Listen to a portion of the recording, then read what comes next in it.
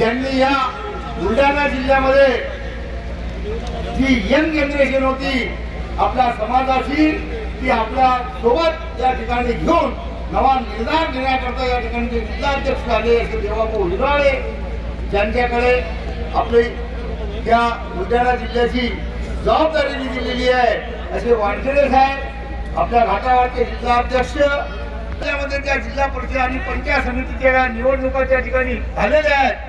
त्यामध्ये बाळासाहेब आंबेडकरांनी तिथला तेली, धनगर, चबार, बाळी, कुमार या लोकांना त्या ठिकाणी सत्तेमध्ये पाठवून त्या शेतकऱ्यांचा त्या ठिकाणी विकास त्या ठिकाणी केला.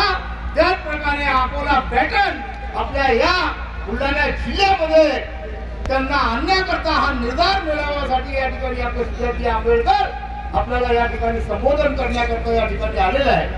आपलं कर्तव्य आहे की आपली यंग जनरेशन त्यांनी आपल्या पाठीमध्ये या ठिकाणी घेऊन आपण या निर्धार मेळाव्यामध्ये या आपल्या आगामी जिल्हा परिषद आणि पंचायत समितीमध्ये जास्तीत जास्त लोक निवडून आणून त्या ठिकाणी जिल्हा परिषद आणि पंचायत समितीमध्ये जे सत्तेपासून वंचित राहिलेल्या लोकांना जसं अकोल्यामध्ये बाळासाहेब आंबेडकरांनी सत्तेमध्ये पोहोचवलं तसं आपण या ठिकाणी सत्तेमध्ये या ठिकाणी पोहोचावं अशी विनंती या ठिकाणी करतो.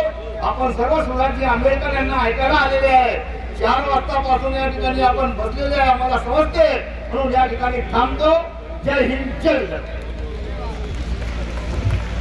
यानंतर बुलढाणा जिल्ह्याचे प्रभारी